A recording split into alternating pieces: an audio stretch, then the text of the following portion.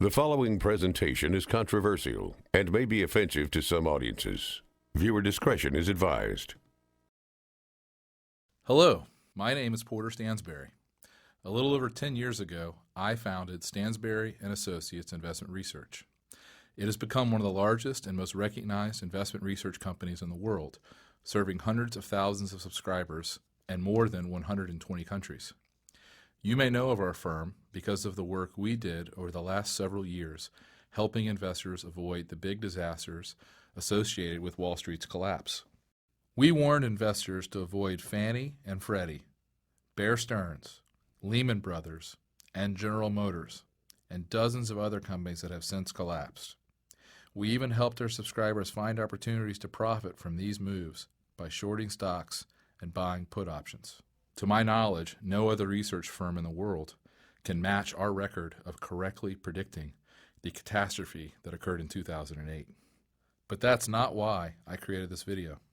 I reference our success and experience with Wall Street's latest crisis because we believe there is an even bigger crisis lurking, something that will shake the very foundation of America. And that is why I've spent a significant amount of time and money in the past few months preparing this video. In short, I want to talk about a specific event that will take place in America's very near future, which could actually bring our country and our way of life to a grinding halt. This looming crisis is related to the financial crisis of 2008, but it is infinitely more dangerous, as I'll explain in this video. As this problem comes to a head, I expect there to be riots in the streets, arrests on an unprecedented scale, and martial law enforced by the U.S. military. Believe me, I don't make this prediction lightly, and I have no interest in trying to scare you. I'm simply following my research to its logical conclusion. I did the same when I tracked Fannie and Freddie's accounting, the same with General Motors, with Bear Stearns and the rest. And when I began giving this warning in 2006, no one took me very seriously, not at first. Back then, most mainstream commentators just ignored me. And when I presented my case and exposed the facts at economic conferences, they got angry. They couldn't refute my research, but they weren't ready to accept the enormity of its conclusions either. That's why, before I go any further, I have to warn you. What I'm going to say is controversial. It will offend many people, Democrats, Republicans, and Tea Parties alike. In fact, I've already received dozens of pieces of hate mail. And the ideas and the solutions I'm going to present might seem somewhat radical to you at first, perhaps even un-American. My guess is, as you watch this video, you'll say, there's no way that could really happen. Not here.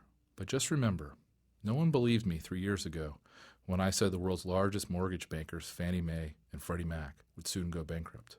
And no one believed me when I said GM would soon be bankrupt as well, or that the same thing would happen to General Growth Properties, the biggest owner of mall property in America.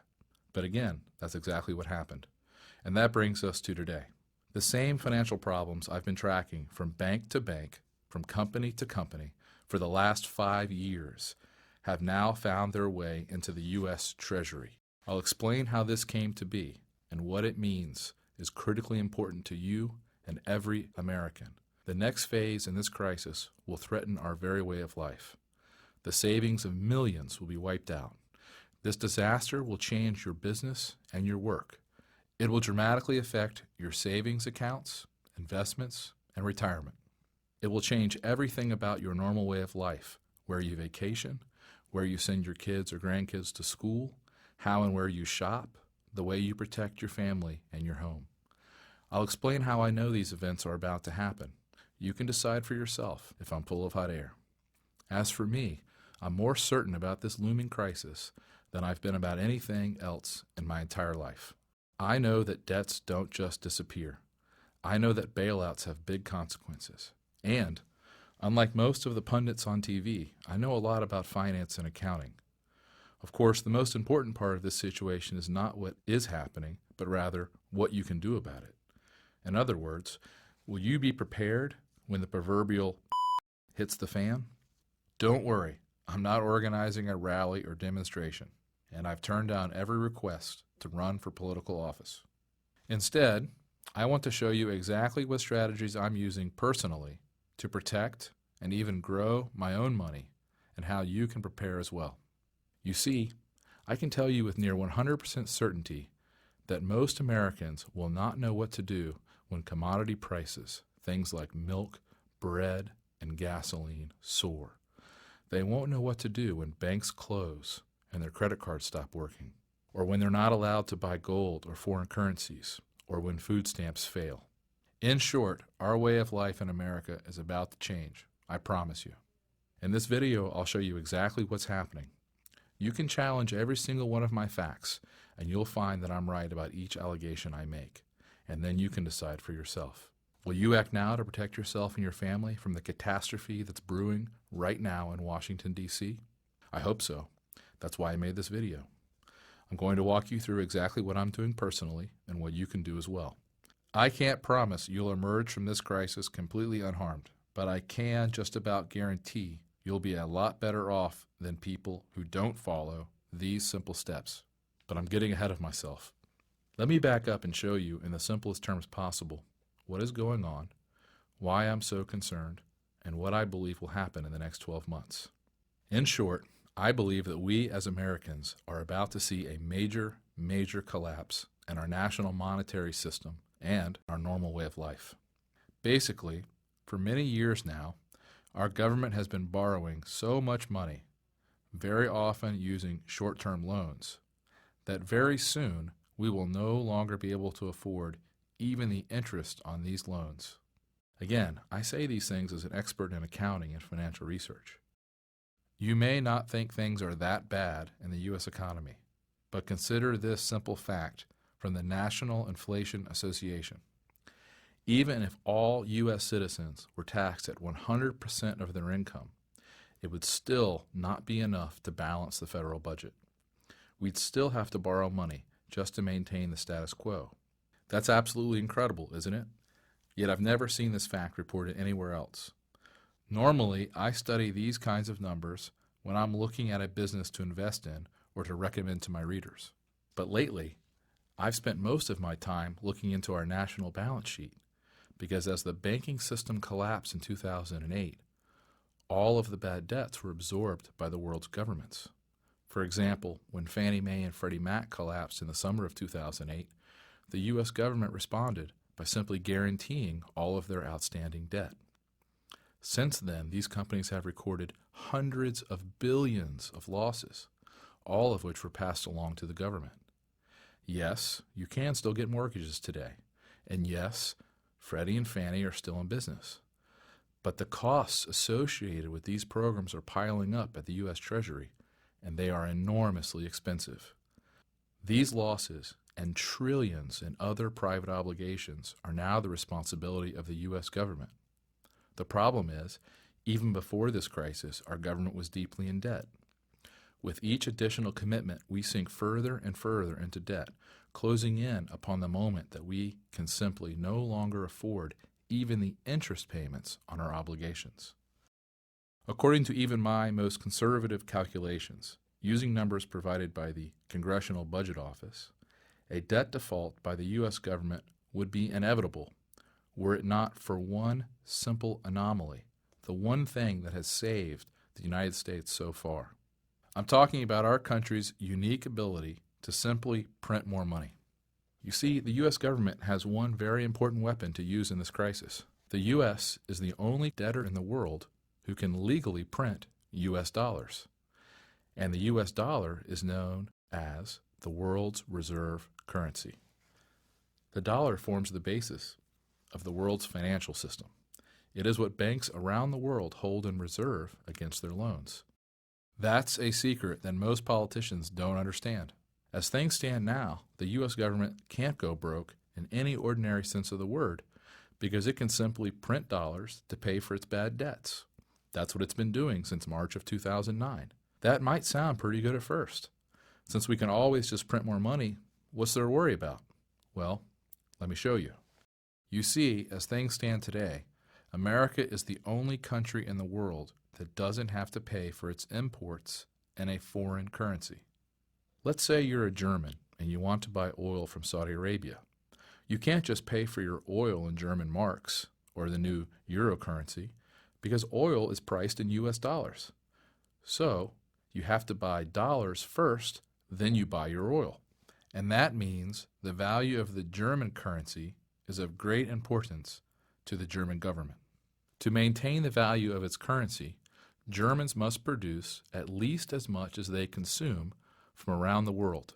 Otherwise, the value of its currency will begin to fall, causing prices to rise and its standard of living to decline. But in America, we can consume as much as we want without worrying about acquiring the money to pay for it, because our dollars are accepted everywhere around the world. In short, for decades now, we haven't had to produce anything or export anything to get all the dollars we needed to buy all the oil and other goods our country required. All we had to do was borrow the money. And boy, did we. Take a look at this chart. Even as late as the 1970s, America was the world's largest creditor. But by the mid-1980s, we'd become a debtor to the world. And since the late 1990s, we've been the world's largest debtor. Today, our government owes more money to more people than anyone else in the world. And that was before the financial crisis. In short, with all of these bad debts piling up, we've had to begin repaying our debts by printing trillions of new dollars. The impact of this is only just now beginning to be felt. Once our creditors figure out what's happening, they're going to be very angry. I believe they will either completely stop accepting dollars in repayment or greatly discount the value of these new dollars. I'm sure you think that sounds crazy, but as I'll show you, it's already happening. And that will make our consumption-led way of life impossible to afford. Just think about the price of oil. Access to cheap oil has been America's #1 gift of owning the world's reserve currency. This has made gas cheaper in the U.S. than almost anywhere else in the developed world. I know you may think gas prices have skyrocketed in recent years, but look at how much less we pay than other developed nations. In the U.S., we pay around $2.72 per gallon of gasoline, but in Norway, it's $7.41. Berliners pay $6.82. The Brits fork over $6.60 a gallon. It's $6.40 in Rome, $6.04 in Paris. Tokyo, gas costs $5.40 a gallon, and our neighbors to the north are paying $3.81 in Toronto. If oil is no longer priced in dollars, the price of oil for Americans will skyrocket immediately. It will change our lives overnight. Airline travel will get much more expensive. The cost to ship goods by truck to grocery stores around the country will get much more expensive. Farming itself will get a lot more costly. So will commuting to work, taking a taxi. Just about everything we do will suddenly get much more expensive. And remember, in order for prices to start skyrocketing, all that has to happen is that other countries start preferring payments in something besides U.S. dollars. The U.S. dollar has been the world's reserve currency for decades now, so most Americans don't have a clue about what the repercussions are of losing this status. You might think this could never happen, but it happens all the time when countries get too far in debt, or when they consume too much or produce too little. In fact, the same thing happened to Great Britain in the 1970s. Most people don't know this, but British sterling was the reserve currency for most of the world for nearly 200 years, for most of the 18th and 19th centuries. It continued to play this role until after World War II, when America was forced to prop up Britain's economy with foreign aid. Remember the famous Marshall Plan, when we gave billions to help European countries rebuild? Unfortunately, though, Britain pursued a socialist national agenda. The government took over all of the major industries. Like Barack Obama, Britain's leaders wanted to, quote, spread the wealth around. Pretty soon, the country was flat broke. The final straw for Britain came in 1967, when things got so bad the Labour Party, which is the socialists, decided to devalue the British currency by 14% overnight. They believed this would make it easier for people to afford their debts. In reality, all it did was make anyone holding British sterling 14% poorer overnight. It made everything in Britain much, much more expensive in the coming years. For the country as a whole, it ushered in one of the worst decades in modern British history. Most Americans don't know anything about Britain's winter of discontent in the late 1970s when the government put a freeze on wages. There were continuous strikes in nearly every sector: grave diggers, trash collectors, even hospital workers. Things got so bad at one point that many hospitals were reduced to accepting emergency patients only. In 1975, inflation in Britain skyrocketed to 26.9% in a single year. The government also imposed what was known as the 3-day week in 1974.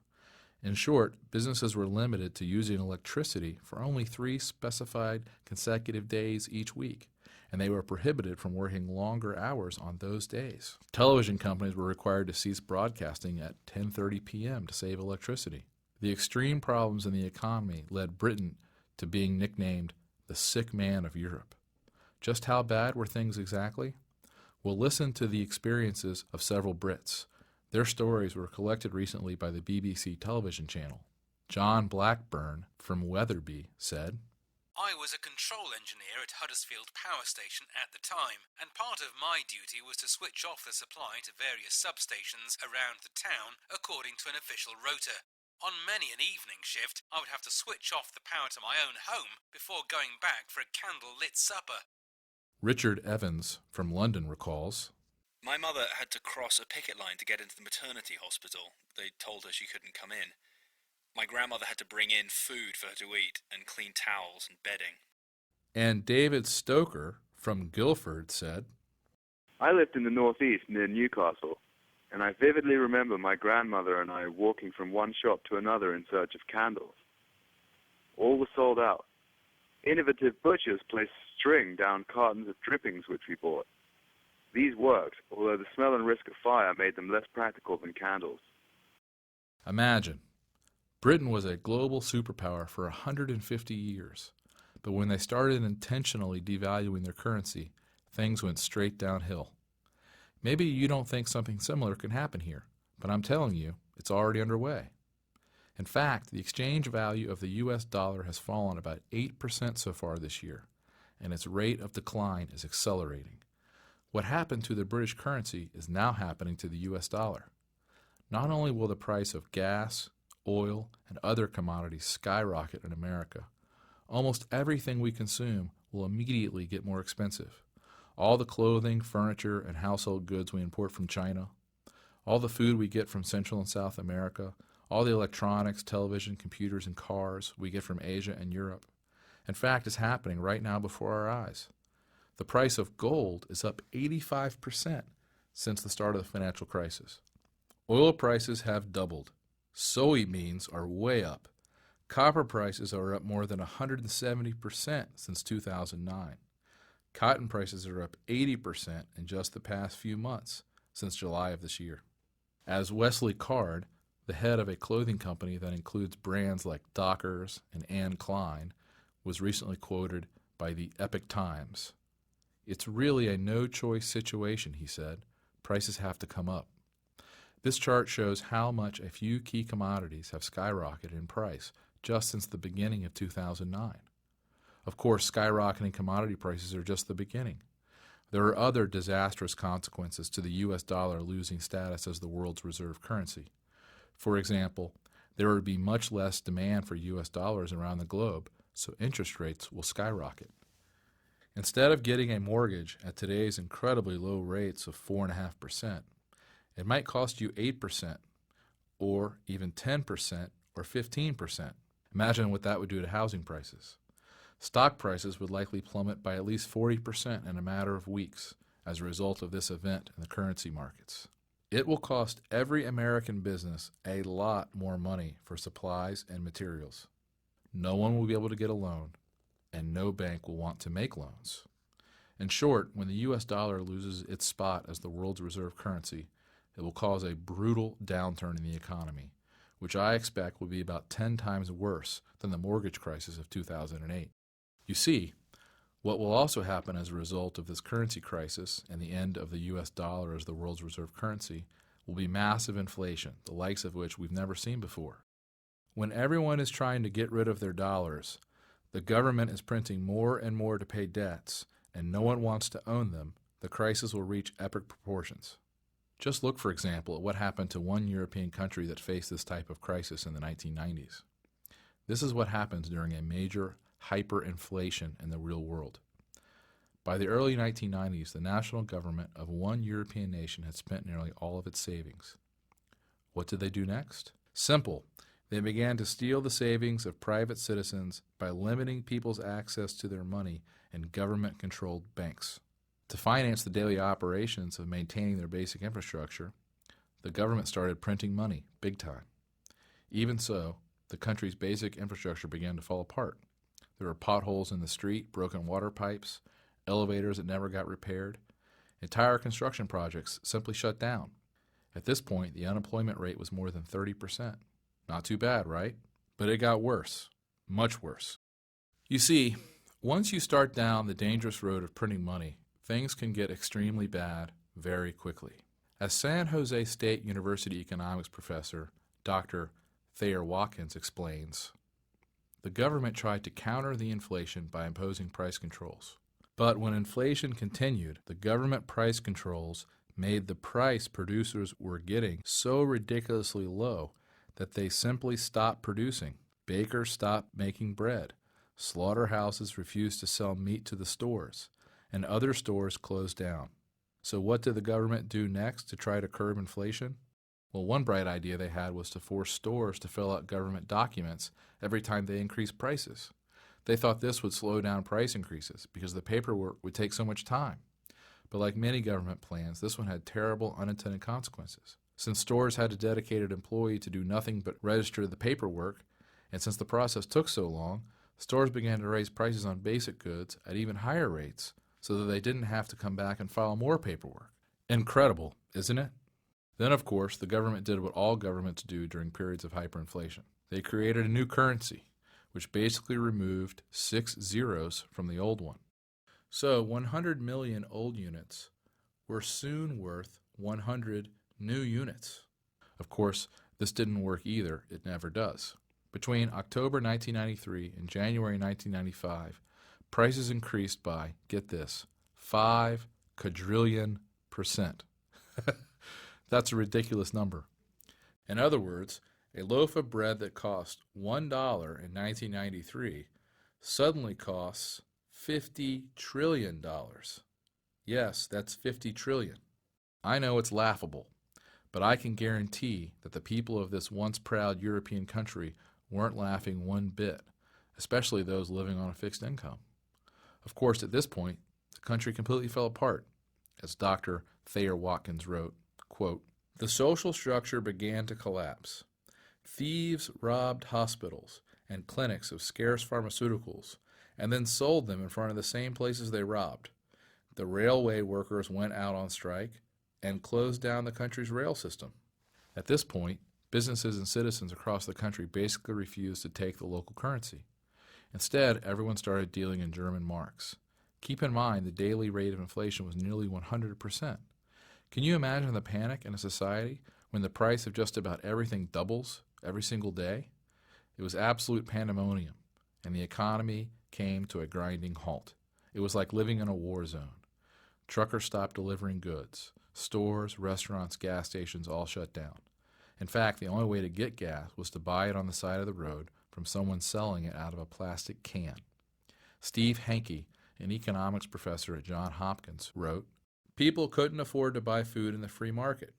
They kept from starving by either waiting in long lines at state stores for irregularly supplied rations of low-quality staples, or by relying on relatives who lived in the countryside.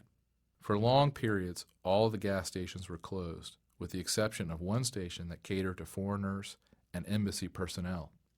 People also spent an inordinate amount of time at the foreign exchange black markets, where they traded huge piles of near-worthless money for a single German mark or US dollar note. The number of operating buses dropped by 60%, and buses were so crowded that drivers couldn't even collect fares. Government-ordered blackouts left people without heat and electricity for long periods of time. In another ridiculous government move, They actually made it illegal not to accept a personal check. Imagine you could write a check, and in the several days that it typically takes for a check to clear, inflation would wipe out almost all of the cost of covering your check. Of course, as is typical, the government took none of the blame. As Dr. Thayer Watkins reported, the government's official position was that the hyperinflation occurred because of the unjustly implemented sanctions against the people and state. Again, I know what you're thinking. Just because it happened in Europe doesn't mean it can happen here. Well, guess what? The same thing that happened in this European country, Yugoslavia, also just happened in Iceland and Greece, but on a less dramatic scale. Of course, the only reason the situations in Greece and Iceland weren't worse is because of giant foreign bailouts. That's right. There's more debt to solve the problem of already existing insurmountable debts. It's all coming to a head soon, much sooner than people think. Remember, too, that in roughly the past 100 years, this type of debt crisis has reared its ugly head in Germany, Russia, Austria, Poland, Argentina, Brazil, Chile, Poland, the Ukraine, Japan, and China. I believe it will soon happen right here in the United States. Don't believe me? Well, the truth is that it's already happening at the local and state levels. Take a look. According to the Center on Budget and Policy Priorities, a Washington, D.C. based think tank, at least 46 states face huge budget shortfalls for 2011, on top of the deficits they still haven't completely figured out for 2010. The center reports that the total state budget shortfall could reach $160 billion in 2011. And although many states got federal help over the past year, that aid is now gone. So, what are these desperate governments trying to do? You won't believe their proposals. The state of Arizona, for example, announced earlier this year that it is selling $735 million worth of government-owned buildings, but will still occupy them by paying a 20-year lease. The government is selling the legislative buildings, the House, the Senate, the state Capitol Executive Tower, the state fairgrounds, even prisons. In California, the state has taken the radical step of opening its prison doors and releasing thousands of inmates. About 11% of the state budget goes to the penal system. That's more than they spend on higher education. So California is slashing the number of inmates by 6,500 people next year. In other words, they're cutting loose about 4% of the prison population. Incredibly, other states, including New York, may do the same thing. In Georgia, the government is proposing taking out dead peasant policies on state employees. When these folks die, the money won't go to the dead person's family, but to the state's coffers to help pay for more programs, insurance, and pension liabilities. It's simply incredible, isn't it? State and municipal governments are so broke and so desperate that they are taking unprecedented steps to at least temporarily avoid bankruptcy. Nearly every state in the union is talking about legalizing some form of gambling to boost tax revenue. California still wants to legalize marijuana, even though it was defeated in the recent election. Of course, none of these ridiculous steps will work in the long run. And the truly amazing thing is that the U.S. federal government is in even worse shape than the local governments. The only reason we haven't seen the full brunt of this crisis yet on the federal level is because we've just continued to pile on more and more debt. The states can't print money, but the federal government can, at least for now. And for the moment, this is all that is preventing a currency collapse of unprecedented proportions. This is the important point. What most people don't realize is that the U.S. government can only continue printing dollars as long as the U.S. dollar remains the world's reserve currency. In other words, this is all going to fall apart much sooner than people think. In fact, it's already happening. The first steps are already well underway. It's happening right now before our very eyes. I can't stress this enough. You need to act now in order to protect your assets and grow your savings in the next few years. In the next few minutes, I'm going to show you exactly how I'm protecting my own money and what I recommend doing with yours. But first, let me show you exactly what's going on right now. Like I said, most Americans don't believe the U.S. dollar could ever lose its spot as the world's reserve currency. But I'm here to tell you, this process is already well underway. For example, although it went almost completely unreported in the U.S. press, Last fall, a group of the world's most powerful countries, including China, Japan, Russia, and France, got together for a secret meeting without the United States being present or even knowing about the meeting. Veteran Middle East reporter Robert Fisk reported on this event in Britain's independent newspaper. In the most profound financial change in recent Middle East history, Gulf Arabs are planning, along with China, Russia, Japan, and France, to end dollar dealings for oil, moving instead to a basket of currencies, including the Japanese yen, Chinese yuan, the euro, gold, and a new unified currency planned for the nations in the Gulf Cooperation Council, including Saudi Arabia, Abu Dhabi, Kuwait, and Qatar. Fisk also interviewed a Chinese banker who said this: These plans will change the face of international financial transactions. America and Britain must be very worried. You will know how worried by the thunder of denials this news will generate. And sure enough, after Fisk published the details of this secret meeting, U.S. officials and central bankers from around the globe denied these plans. But as the old central banking adage goes, how do you know exactly when a currency will be devalued? The answer? Right after the head of the central bank goes on television to adamantly deny any such transaction will occur. And guess who just went public in recent weeks with a statement about how the U.S. will not devalue its currency? You guessed it, the U.S. Treasury Secretary Tim Geithner. You see, the last thing a central banker wants to do in the midst of a devaluation is to give people a warning before he can devalue. So they have to deny. After the announcement is made, it's too late for citizens and investors to get out. Like I said, what's incredible is that this story of a secret meeting among most of the major powers besides the U.S. was greatly underreported in the American press. But you know what? The way I see it, it's much more telling to look at actions rather than government press releases. For example, here is what is happening right now in the real world. When you read these facts, I think you'll agree with me that the U.S. dollar's days are numbered as far as remaining the world's reserve currency. China is getting out of the dollar. Zhuang Sui, a former vice chairman of the Standing Committee, said that China is going to stop putting so much money into U.S. dollars and will instead look to the Japanese yen and the euro. China holds more U.S. dollars than anyone else on the planet, but China is getting out of the U.S. dollar as fast as they can without crashing their own economy. Look at this chart. It shows that China's holdings of U.S. dollars peaked in 2009, but China is unloading as many dollars as they can as quickly as possible. This is just one sign of the end of the U.S. dollar standard. There are many more, like this one. As I'm sure you are aware, for years the U.S. dollar has been accepted almost universally around the globe. Heck, many times when I've traveled, I never even bothered to convert to the local currency because I knew everyone would take my dollars. Well, that's simply not the case anymore. HSBC, one of the largest banks in Mexico, no longer allows you to deposit U.S. dollars into their banks. They've done this on the heels of money laundering allegations, but we suspect they also simply don't want to be stuck with tons of U.S. dollars as the currency continues to decline. This move would have been unimaginable 10 years ago, that a big bank in Mexico would no longer accept U.S. dollars for deposit. But today, it's the harsh reality. And Mexico is not the only place this is occurring. Reuters reports that the same thing has happened in 2008 in one of Europe's most popular tourist spots.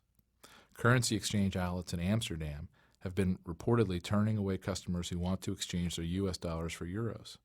As one traveling American tourist, Mary Kelly from Indianapolis, Indiana, told the Reuters news agency while standing in front of the Anne Frank House. Our dollar is worth maybe zero over here. It's hard to find a place to exchange. We have to go downtown to the central station or post office. In India, the country's tourism minister said in 2008 the U.S. dollars will no longer be accepted at the country's heritage tourist sites like the Taj Mahal. And the U.S. dollar is no longer good anywhere in Cuba. The New York Times reports that now many shops in China no longer accept dollar-based credit cards issued by foreign banks, and foreigners cannot convert American dollars into renminbi beyond a given quota. Iran, of course, has already moved all of its reserves out of U.S. dollars, and Kuwait depegged its currency from the dollar a few years ago. Bloomberg News recently reported that China and Russia plan to start trading in each other's currencies to diminish the dollar's role in global trade. Banu Bawaja of UBS Bank said, given the risk to the dollar and U.S. assets from their fiscal position, they want to reduce their dependency on the dollar as an invoicing currency. It's even happening here in the USA. Most Americans don't know that some states in the Midwest are already using alternative currencies. An NBC News affiliate in Michigan reports that new types of money are popping up across mid-Michigan, and supporters say it's not counterfeit, but rather a competing currency. Right now, for example, you can buy a meal or visit a chiropractor without using actual U.S. legal tender. What most Americans don't realize is that this is all totally legal. The U.S. Treasury Department website says that, according to the Coinage Act of 1965, there is no federal statute mandating that a private business, a person, or an organization must accept currency or coins for payment for goods and or services. I saw one report that says there are now 150 of these alternative local U.S. currencies being accepted around the country. USA Today reports that the largest of these local currencies is a currency called Berkshires, which are being used in the Berkshire region of western Massachusetts. According to the paper, since its start in 2006, the system, the largest of its kind in the country, has circulated $2.3 million worth of Berkshires. And even in places that do not yet have local currencies, store owners may now actually prefer foreign currencies rather than U.S. dollars. In Washington, D.C., just 25 miles from my office, some stores have begun accepting euros. Of course, the euro isn't much more stable than the dollar right now. But my point is that most people don't understand that there is no federal requirement in the United States for a private store to accept dollars for non-debt transactions. You see, no matter what the government decides, stores and businesses will accept whatever they believe is a strong currency. As Texas Representative Ron Paul wrote recently, if you walk into a 7-Eleven to buy a soda, the clerk doesn't have to accept your dollars. He could demand euros, silver, or copper. But because legal tender laws backing the dollar have caused the dollar to drive other currencies out of circulation, right now it's easier for stores to accept dollars. Well, all that is quickly changing. Many places in Texas now accept Mexican pesos for payment. Euros accepted signs, like this one, are popping up in, of all places, Manhattan. And not only Manhattan, but in New York's favorite summer playground, the Hamptons. There, an art gallery assistant was quoted by "the real deal." I wouldn't want to discourage a sale in any way because of a currency issue. It's not just small stores that are accepting other methods of payment besides U.S. dollars.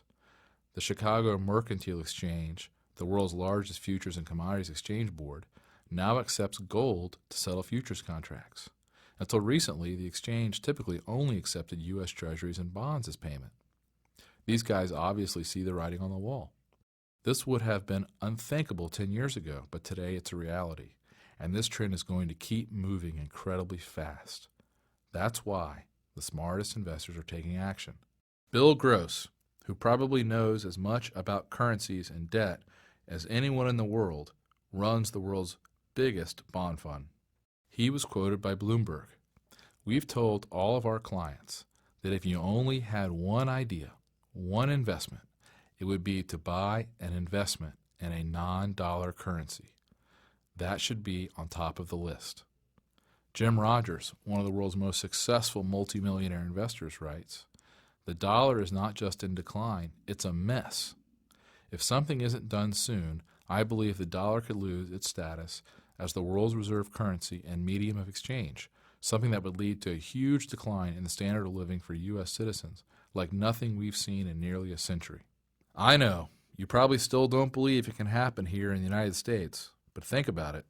Are we as Americans really immune to the laws of economics and finance? I don't think so.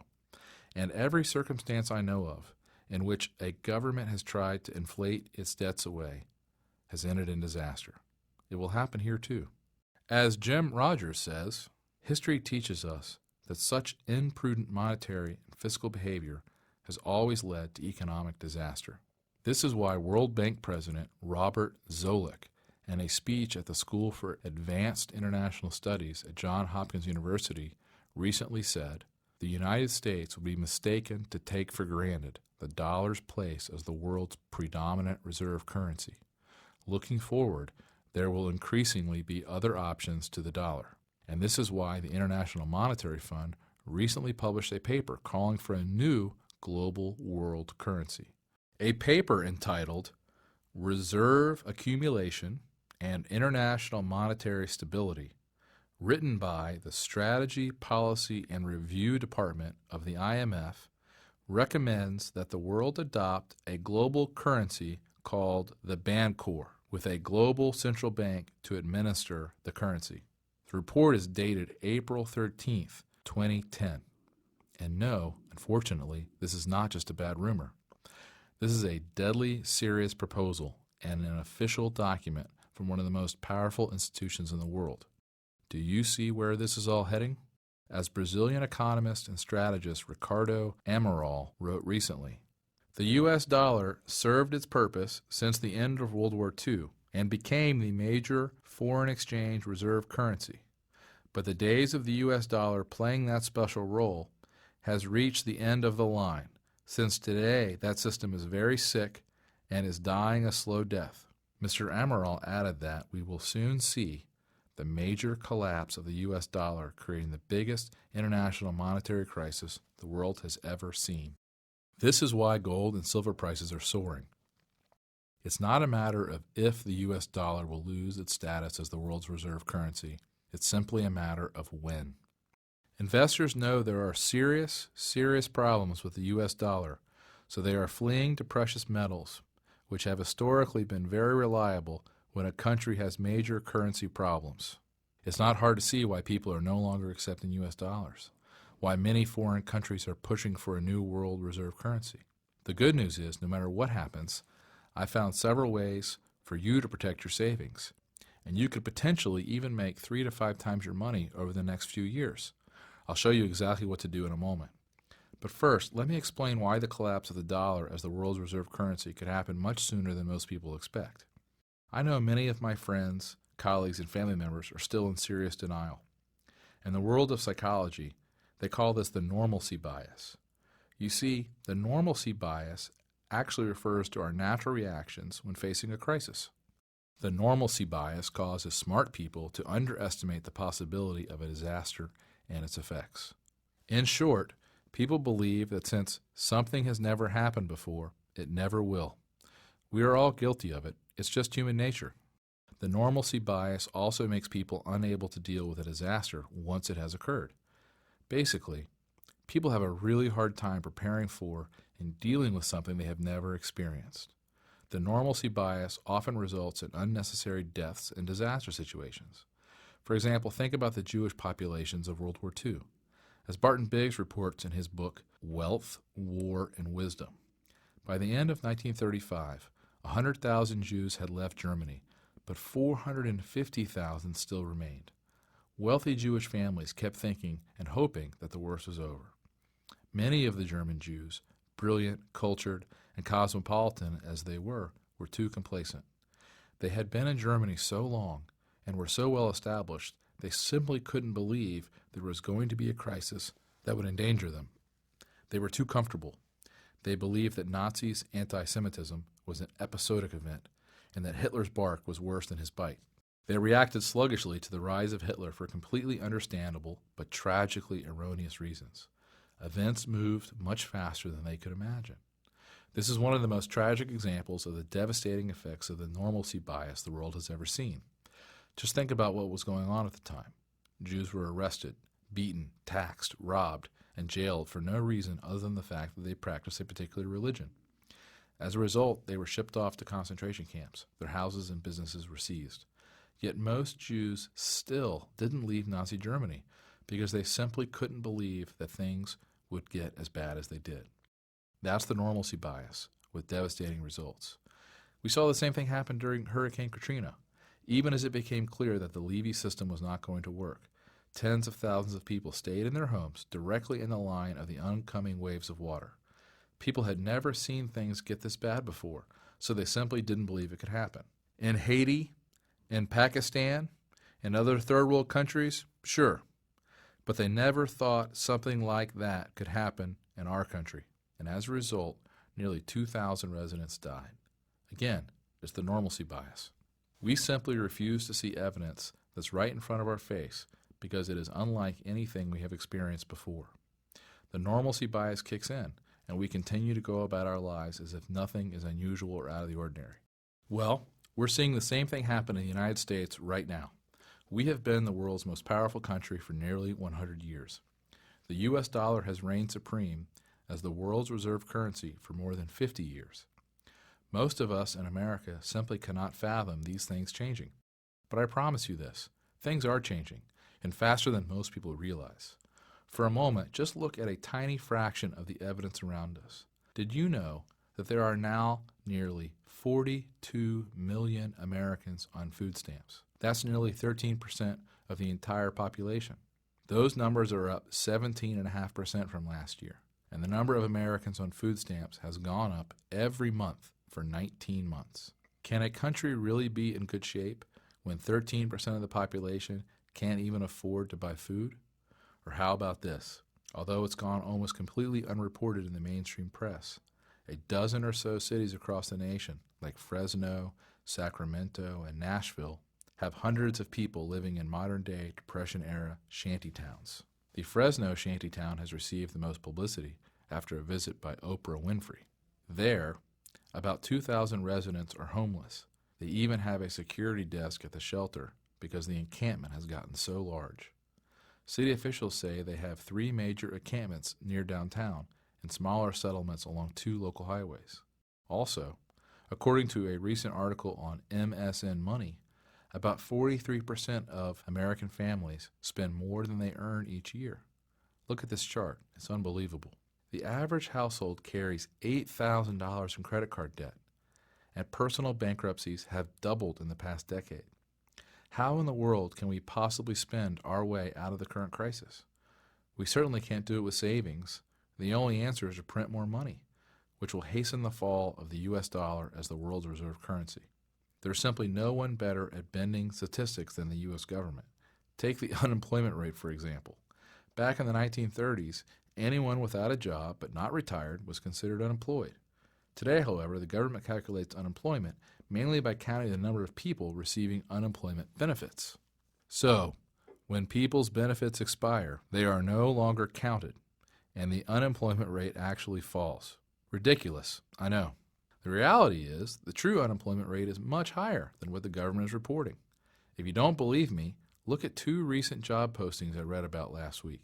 In Long Island City, an estimated 2,000 people waited in line at the local employment office, some for as long as 4 days, to apply for 100 elevator mechanic apprenticeship positions.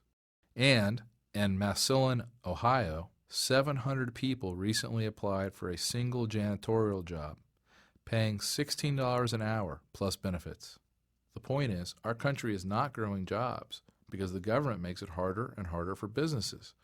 With current regulations in place, our country will never experience the type of growth necessary to dig our government out of the hole they've put themselves in.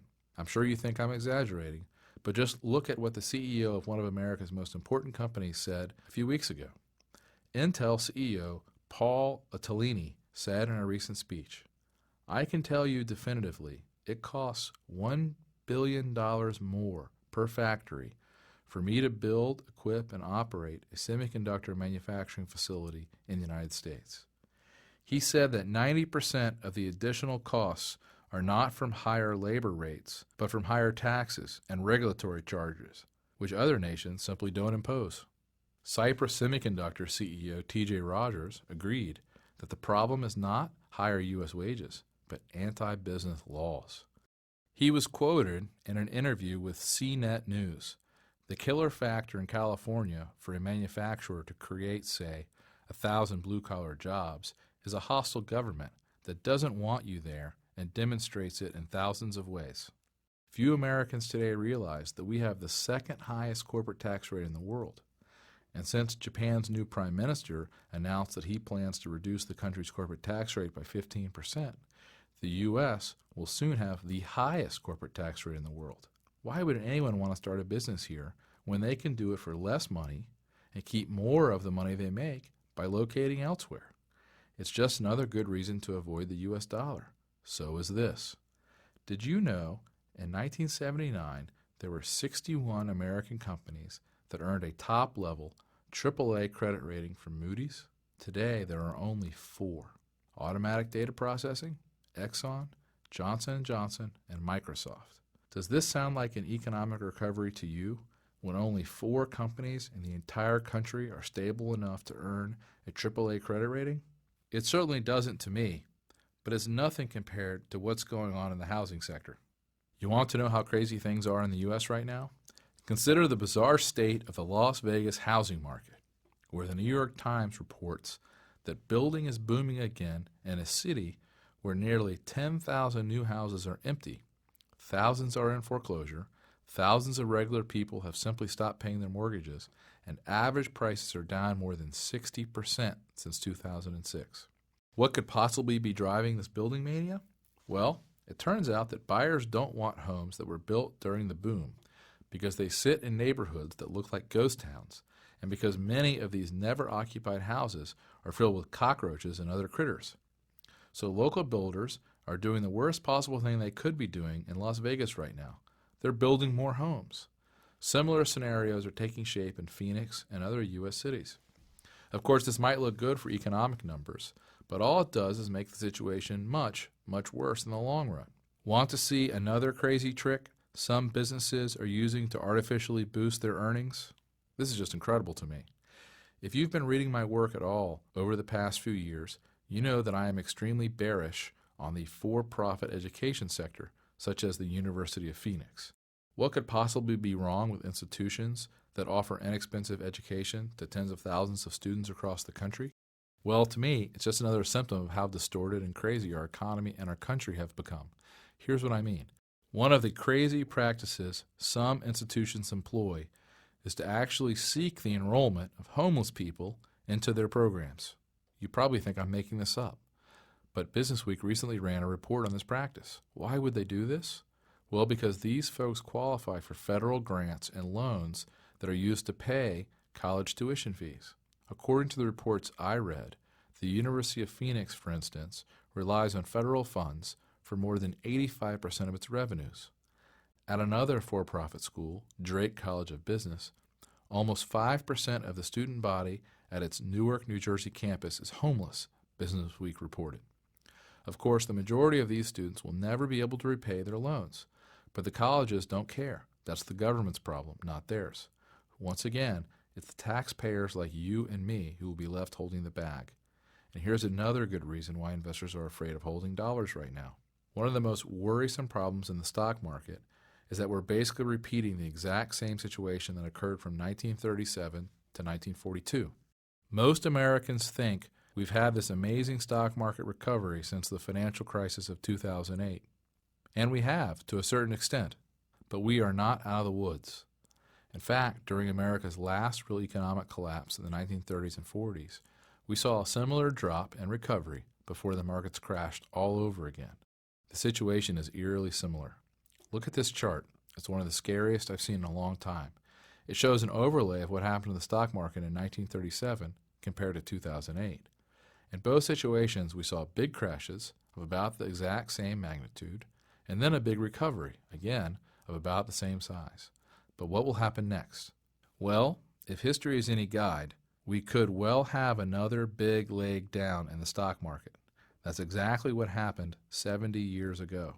And with all the problems left unresolved in our economy today, it could certainly happen again, especially if the U.S. dollar loses its reserve status.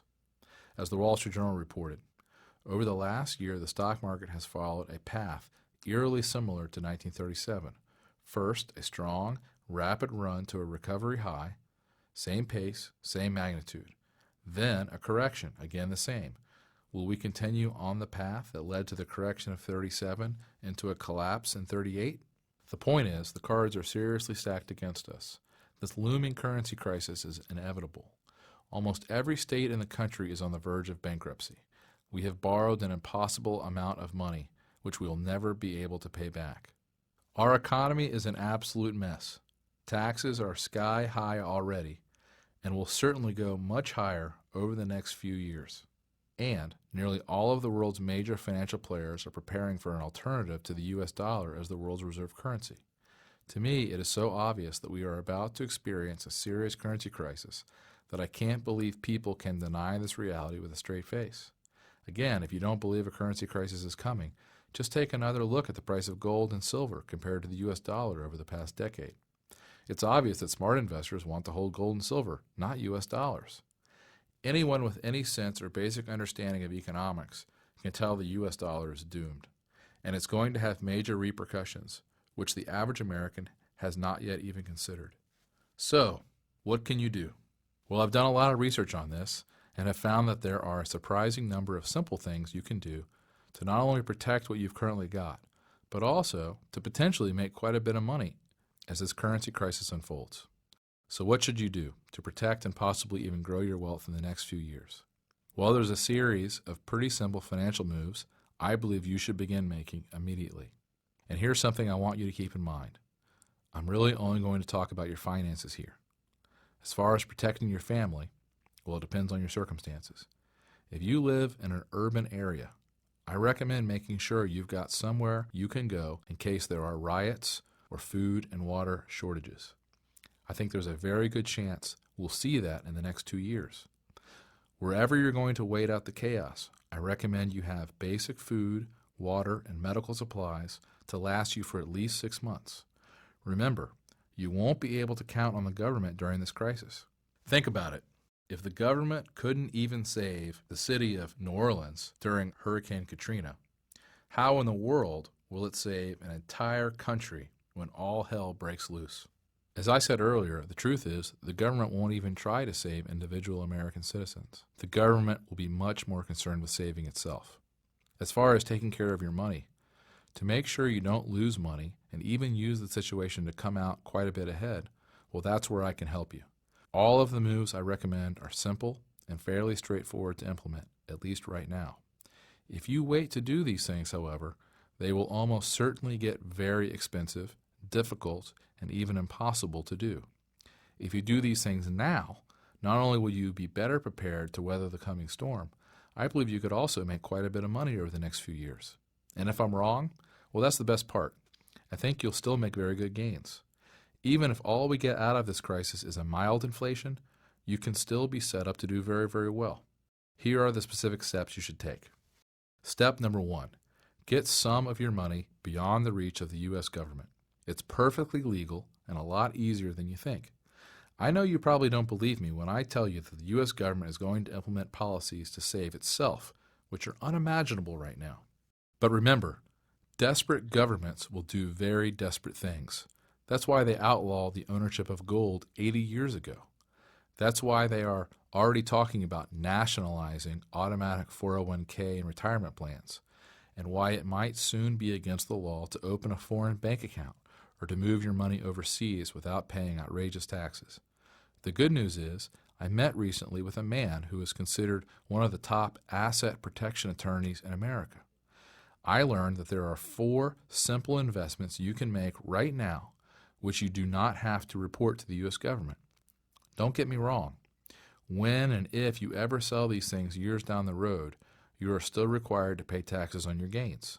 But the great thing is, while you are holding these investments, so long as you play by the rules, neither you nor anyone else is required to report them to the government.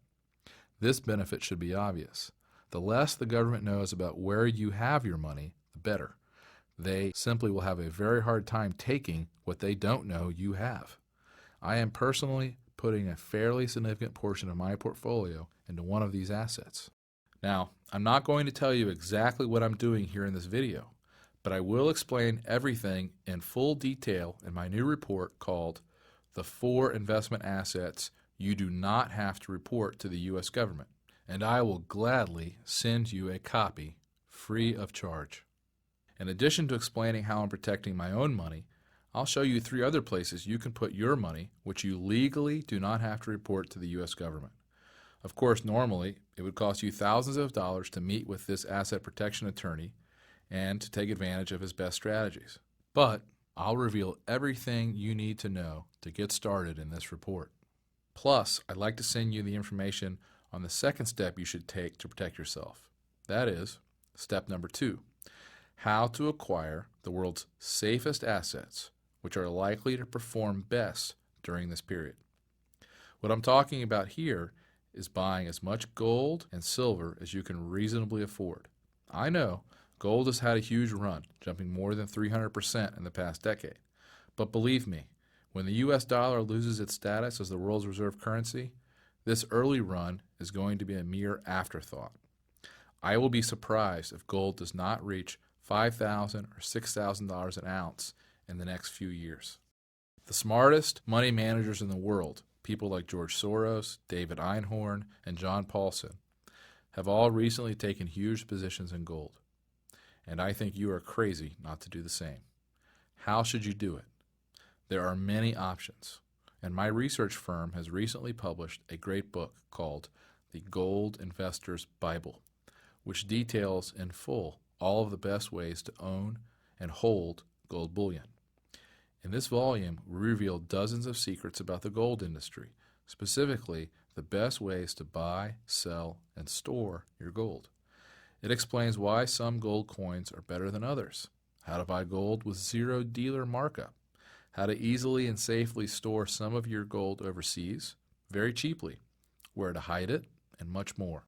Not regularly available for sale, this book is valued at $24. I'd like to send you a copy totally free of charge. And what about silver? Well, I believe silver will serve a unique role during this currency crisis. Let me explain. For most of recorded history, the price of gold has been around 16 times the price of silver. This ratio, the so-called silver ratio, has fluctuated from time to time based on silver discoveries and attempts by governments to regulate the silver-to-gold ratio. But in a free market, where demand for silver as money exists, I'd expect the natural supply and demand balance to lead to a silver price around 1/16 the price of gold. Based on the historical ratio, with the price of gold around $1,400, the price of silver should be around $87. Of course, it's not. Today, silver is trading around $27. Today, then, gold is selling for more than 50 times the price of silver. What explains the difference between hundreds of years of history and today? Why is silver still so cheap relative to gold? When silver is demonetized, as it is now, meaning it's not being used for money, but just for industrial purposes, supplies soar as people sell silver for gold and other currencies. On the other hand, during periods of monetary crisis, demand for silver as money pushes the silver ratio heavily in silver's favor. For example, the ratio returned to its historic range during World War I. It happened again in the early 1970s when Nixon abandoned the gold standard. It also happened most famously in 1979-1980, when it seemed as if America was really entering a serious money crisis. Most people don't know this, but silver is actually the best performing asset of this century, not gold. As my friend Chris Weber pointed out in his November 1st newsletter, gold has risen from $256 an ounce to $1,365 an ounce since 2000. That is a rise of 433%. Silver has risen from $4.02 an ounce to $24.96 an ounce. That is a rise of 521%. In short, silver is the best hedge against a money crisis. As the dollar fails, silver will once again be in demand as money. And as this demand materializes, the free market price of silver will likely return to around 1/16 the price of gold. When gold hits $2,000 an ounce, assuming the price of gold is 16 times the price of silver, silver should be worth about $125 per ounce. My multimillionaire friend and currency expert Chris Weber believes silver will likely hit $187 an ounce. If that happens, you could make gains of around 600% if you invest at today's prices. So what are the best ways to buy silver? Well, my firm has done a ton of research on this precious metal. We have found great ways to hold the metal personally, to have it stored in a secure location in the United States or overseas, and more. We've put everything we know into a valuable guide called Secrets of the Silver Market. I'd like to send you this valuable resource, also free of charge. I'll show you how to get it in a second. But first, let me get to the third financial step I recommend you take right now. Step number 3, learn the stock market quitter's secret. If you want the opportunity to make a lot of money during the coming crisis, one sure way to do it is to learn the intricacies of an unusual investment strategy that is now making some investors an absolute fortune. At my research firm, we have been teaching readers this method for several years. And get this, you don't have to buy a single stock to begin using the strategy, and it has nothing to do with shorting.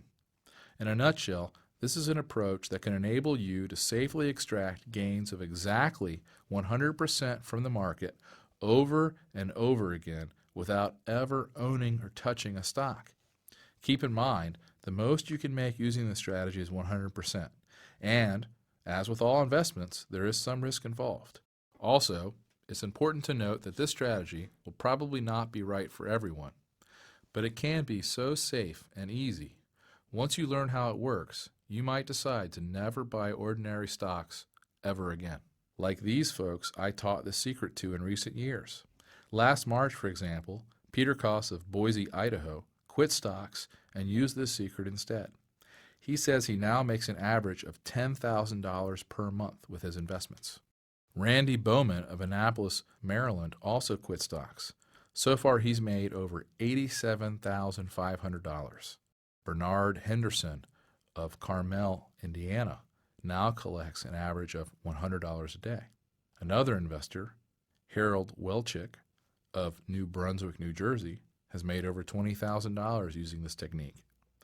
Tim Hewitt from Sacramento probably put it best when he wrote me and said, "This has saved my portfolio." I repeat, to begin using this investment strategy, you do not have to touch the stock market. You do not have to buy anything in the options market either.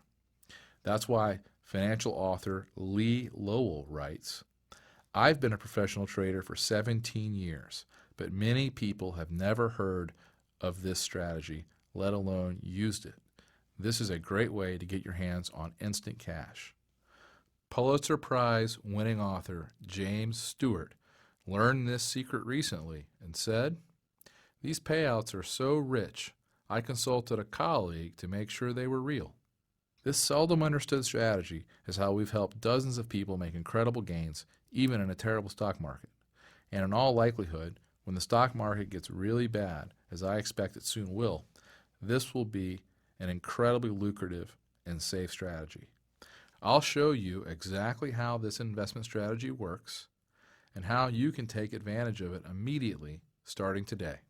Everything you need to know is in my new report called The Stock Quitter's Secret, the easiest way in the markets to make 100%. As the stock market begins to unravel, this incredible technique will likely get more and more lucrative. And that brings me to step number 4. Make sure you own the one asset that can help save you and your family no matter how bad things get. There's no telling exactly how bad things are going to get as this crisis unfolds. I firmly believe there could be riots, marches in the street, bank runs, massive arrests, and periods of uncontrollable mayhem, at least for several months as things begin to unravel. But the good news is that there is one asset you can own, now widely available in America, which should help protect you and your family from this chaos, and could also likely make you a fortune in the years to come. I'm not talking about guns or bonds or gold or other precious metals or anything like that. And of course, this has absolutely nothing to do with the stock market. What I'm talking about is a very powerful asset that wealthy families have used for centuries to protect themselves and to preserve and build their fortunes. One study tracking this asset shows it has absolutely crushed the stock market between 1970 and 2009 by returning more than 10,000% more than stocks during that period. This investment absolutely destroyed the returns of gold as well, beating it by more than 9,000% over the same period. Look at the gains of the blue line on this chart compared to the returns of stocks and gold. Multimillionaire investor Barton Biggs wrote, "This type of asset throughout history protected both your wealth and your life." During World War II, for example, When millions of families lost their entire life savings through inflation or government seizure, this was the one asset that enabled some families to protect, preserve, and grow their money. What the average American doesn't realize is that many of the richest people in the United States have a significant ownership stake in this asset. The Walton family of Walmart fame, Bill Gates, Ted Turner, the Hilton family, Charles Schwab, Microsoft billionaire Paul Allen, the Hunt family of Texas oil fame, the Hearst family, the Ford family, and more. As I mentioned, you can easily make this investment today here in America. Probably less than 1% of the population owns it today, but it is readily available and fairly inexpensive. I've written up all the details on everything you need to know. My full report is called The World's Most Valuable Asset in a Time of Crisis. There are several ways to make this investment. I'll show you what they are. Like I said, this has nothing to do with stocks, bonds, precious metals, guns, medicine, or anything like that. Yet it could save your family, could make you very wealthy in the coming years. As my multi-millionaire friend Doug Casey says, it's the one thing you should own in the years to come. I don't want to say any more about it other than that here in this video. The truth is, the fewer people who know about this investment secret, the better. So how can you begin taking these simple steps right away? Well, my company, Stansberry & Associates Investment Research, is a financial research firm. We have a staff of about 50 people, and our main objective is to find safe and profitable investment ideas that you are not likely to hear about anywhere else. Since we started this business a decade ago, the ideas we publish have helped a lot of people make a lot of money. Harold Thiessen from Montana wrote recently to say, "My IRA has gone from a low of $315,000 to the present high of $952,000. I can only thank your Redditors for changing my life so much." Dan Coffin from San Diego also contacted us recently to say, "Since joining, my portfolio has grown by several $100,000. I look forward to a long and prosperous relationship." We even got an interesting note recently from a reader named Ulysses Reuter, who says he's been making a small killing, enough to buy this nice-sized boat and a house in Mexico. He writes, "We took delivery of her 3 weeks ago and are cruising the Bahamas. In October, we will take her through the Panama Canal over to the Pacific side, since I just bought a home in Mexico." Then there was a nice note from Mitchell Donovan from Ithaca, New York. He said, "I was working long hours with overtime to make a living when I joined you. The excellent results have allowed me to retire early." Believe me, nothing makes me feel better than receiving notes like these. But I have to tell you, right now, I am really worried that a lot of our subscribers and many, many hardworking Americans are going to get caught totally by surprise when this inevitable crisis hits. That's why I created this video. That's why I'd like to send you the full details on exactly how I believe this is all going to unfold, and exactly how to protect yourself and even prosper during this crisis. Remember, the government is not going to save you. You can either let things happen to you, or you can take a few simple steps and take charge of your family's fate. Please, just give the work I've done a look. I believe you will have all the information you need at your disposal.